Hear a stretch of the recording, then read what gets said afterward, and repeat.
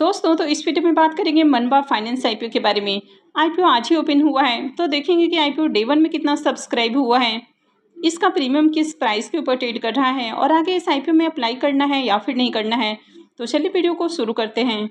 लेकिन इससे पहले कि मैं वीडियो को शुरू करूँ, अगर आप इस चैनल पर पहली बार विजिट कर रहे हैं या फिर आपने चैनल अब तक सब्सक्राइब नहीं किया है तो चैनल को सब्सक्राइब कर लें और वीडियो को भी लाइक कर दें। तो सबसे पहले आईपीओ के डिटेल्स की बात करें तो आईपीओ 23 सितंबर से यानी कि आज से ही ओपन हुआ है और ये 25 सितंबर को क्लोज होने वाला है। फेस वैल्यू 10 रुपये पर शेयर है। बुकिंग प्राइस 120 है और आईपीओ में 125 शेयर्स का लॉट है। आईपीओ के साइज को देखें तो आईपीओ 150.84 करोड़ का है और पूरी तरह से फ्रेश इशू का आईपीओ है और ये मेन बोर्ड आईपीओ है तो कंपनी बीएससी और एनएससी के ऊपर लिस्ट होने वाली है। तो आपने देखा कि आईपीओ का साइज काफ़ी छोटा है, मात्र 151 करोड़ के अराउंड आईपीओ देखने को मिल रहा है और ये जो कंपनी है ये कंपनी भी काफ़ी छोटी है, यानी कि कंपनी ने अपनी जो वैल्यूएशन है वो 600 करोड़ लगाई है, यानी कि कंपनी का जो मार्केट कैप है वो 600 करोड़ देखने को मिल रहा है।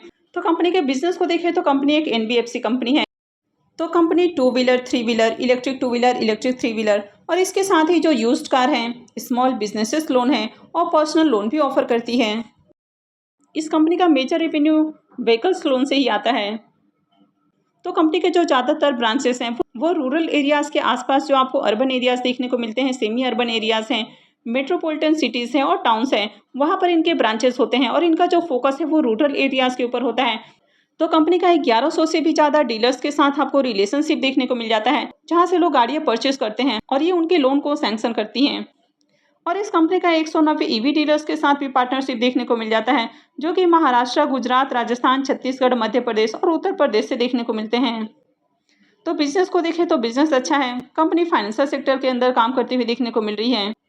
कंपनी के फाइनेंशियल को देखें तो यहाँ पर 3 सालों के कंप्लीट फाइनेंशियल है। तो कंपनी के एसेट को देखें तो कंपनी के एसेट के अंदर ईयर ऑन ईयर आपको जंप देखने को मिली है। कंपनी के रेवेन्यू को भी देखें तो कंपनी का रेवेन्यू भी साल दर साल बढ़ते हुए देखने को मिला है। कंपनी के अगर प्रॉफिट को देखें तो फाइनेंशियल 22 में कंपनी का प्रॉफिट जहां 9 से 10 करोड़ के राउंड देखने को मिला, फाइनेंशियल 23 में बढ़ के 16.5 करोड़ और फाइनेंशियल 24 में देखें तो 31 करोड़ से ज़्यादा का प्रॉफिट है, यानी कि पिछले साल के मुकाबले यहाँ पर देखें तो कंपनी के प्रॉफिट में 90% की जंप देखने को मिली है, यानी कि कंपनी बढ़िया प्रॉफिट बना रही है। कंपनी के नेटवर्थ और रिजर्व भी लगातार इंक्रीज हुए हैं।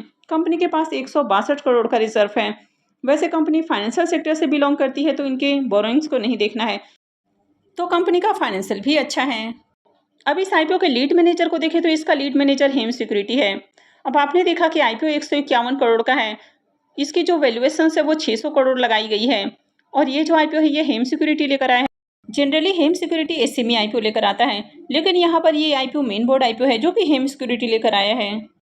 और आप सबको पता है कि हेम सिक्योरिटी जो भी आईपीओ लेकर आता है इनके लिस्टिंग ज़्यादातर आपको बढ़िया ही देखने को मिलती है। अब आईपीओ के साइज को देखें तो काफ़ी छोटा आईपीओ है, 151 करोड़ से भी कम का आईपीओ है। आईपीओ में एचएनआईज के लिए 15% का पोर्शन है, जिसमें से 10% का पोर्शन बिग एचएनआईज के लिए होता है। तो बिग एचएनआईज के लिए आईपीओ में 718 एप्लीकेशन रिजर्व हैं। स्मॉल एचएनआईज के लिए 5% का पोर्शन है, तो इनके लिए मात्र 359 एप्लीकेशन रिजर्व हैं। और अगर रिटेलर्स की बात करें तो रिटेलर्स के लिए 35% का पोर्शन है, तो इनके लिए आईपीओ में 35,196 एप्लीकेशन रिजर्व हैं। अब आईपीओ का साइज काफ़ी छोटा है तो इसके कारण यहाँ पर जो रिजर्व एप्लीकेशंस हैं वो भी आपको बहुत कम देखने को मिल रहा है, यानी कि रिटेल पोर्शन में मात्र 35,196 लोगों को ही एप्लीकेशंस लगने वाली है। तो इस आईपीओ में अलॉटमेंट मिलना बहुत ज़्यादा मुश्किल होने वाला है, क्योंकि आईपीओ की मार्केट के अंदर देखें तो शानदार डिमांड देखने को मिली है। आईपीओ खुलने के साथ ही बम्पर एप्लीकेशंस लगते हुए देखने को मिले हैं। तो चलिए देख लेते हैं कि आईपीओ पहले दिन कितना सब्सक्राइब हुआ है।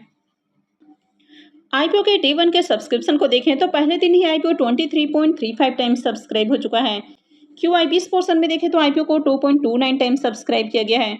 अब आईपीओ में क्यूआईबीस को जो शेयर्स ऑफर किए गए हैं वो 25,14,000 शेयर्स देखने को मिल रहा है, लेकिन इसके अगेंस्ट में बिडिंग को देखें तो 57 लाख से भी ज़्यादा शेयर्स के लिए बिडिंग आई है। एचएनआईज पोर्शन में आईपीओ 42.16 टाइम्स सब्सक्राइब हुआ है, तो एचएनआईज के लिए मात्र 15% का पोर्शन होता है और इनके लिए आईपीओ में 18,85,500 शेयर्स ऑफर किए गए हैं, लेकिन इसके अगेंस्ट में बिडिंग को देखें तो 7,94,00,000 से भी ज़्यादा शेयर्स के लिए बिडिंग लग चुकी है। यहाँ पर बिग एचएनआईज पोर्शन 36.48 टाइम और स्मॉल एचएनआईज पोर्शन 53.53 टाइम सब्सक्राइब हो चुका है। तो एचएनआईज की ओर से पहले दिन ही देखें तो बम्पर एप्लीकेशंस लगते हुए देखने को मिला है रिटेल पोर्शन में देखें तो आईपीओ 27.32 टाइम्स सब्सक्राइब हो चुका है। तो रिटेलर्स की ओर से भी बम्पर एप्लीकेशंस है। रिटेलर्स को आईपीओ में 43,99,500 शेयर्स ऑफर किए गए हैं और इसके अगेंस्ट में बिडिंग को देखें तो 12 करोड़ से भी ज़्यादा शेयर्स के लिए बिडिंग आ चुकी है। आईपीओ खुलने के साथ ही एचएनआईस पोर्शन और रिटेल पोर्शन फुल्ली सब्सक्राइब हो गया। पहले ही दिन देखें तो रिटेलर्स की ओर से आईपीओ में 9,67,000 से भी ज़्यादा एप्लीकेशंस लग चुका है। अब आईपीओ में देखें तो आईपीओ का साइज काफ़ी छोटा है, बहुत ही कम एप्लीकेशंस रिजर्व हैं, लेकिन जिस तरह से यहाँ पर एप्लीकेशंस लग रहा है तो अलॉटमेंट मिलना तो बहुत ज़्यादा मुश्किल है। तो आज तो आईपीओ का पहला ही दिन है, यानी कि आज ही आईपीओ ओपन हुआ है। आईपीओ 25 तक ओपन है, यानी कि वेडनेसडे तक इसमें अप्लाई किया जा सकता है। तो आगे भी इसमें बम्पर एप्लीकेशंस की उम्मीद है। आईपीओ का अलॉटमेंट 26 सितंबर को होगा। रिफंड डेट भी 26 सितंबर रहेगा। क्रेडिट डेट 27 सितंबर होने वाला है और लिस्टिंग 30 सितंबर को, यानी कि नेक्स्ट मंडे को होगी। तो चलिए अब इसके प्रीमियम को भी देख लेते हैं। तो मनपा फाइनेंस आईपीओ के अगर प्रीमियम को देखें तो इसके प्रीमियम में भी तेजी देखने को मिल रही है। तो मॉर्निंग में इसका प्रीमियम जहां 60 रुपीज़ के ऊपर ट्रेड कर रहा था, वो अभी 64 रुपीज़ के ऊपर देखने को मिल रहा है और आईपीओ में 125 शेयर्स का लॉट है। तो आईपीओ से 8,000 रुपये करीब एक लॉट से प्रॉफिट हो सकता है। प्रीमियम को देखें तो प्रीमियम 53% के ऊपर ट्रेड कर रहा है।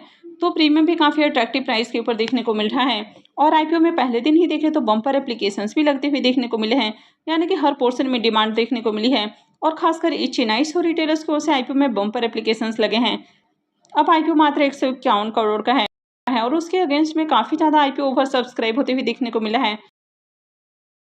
तो इस आईपीओ में अलॉटमेंट मिलना बहुत मुश्किल होने वाला है, लेकिन इस आईपीओ से बढ़िया प्रॉफिट हो सकता है, तो अप्लाई किया जा सकता है।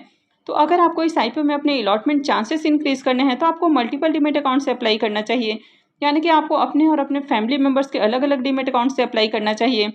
तो आप जितना ज़्यादा डीमेट अकाउंट से आईपीओ में अप्लाई करते हैं तो उतनी ही ज़्यादा आपकी अलॉटमेंट मिलने की पॉसिबिलिटी हाई हो जाती है। तो इस आईपीओ में अगर आप रिटेल पोर्शन से अप्लाई कर रहे हैं तो आपको ज़्यादा लॉट के लिए अप्लाई नहीं करना है, यानी कि इस आईपीओ में अगर आपको अपने अलॉटमेंट चांसेस को इंक्रीज करना है तो मल्टीपल डीमेट अकाउंट से टारगेट करना है, यानी कि एक एक दो दो लॉट के लिए ही लगाना है।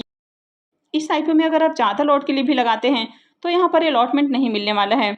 तो इसलिए बेहतर है कि रिटेल पोर्शन से एक एक दो दो लॉट के लिए अप्लाई किया जाए। और इस आईपीओ में भी जो सबसे ज़्यादा अलॉटमेंट पॉसिबिलिटी है वो बीकेएसएनआईस और रिटेल पोर्शन में ही है।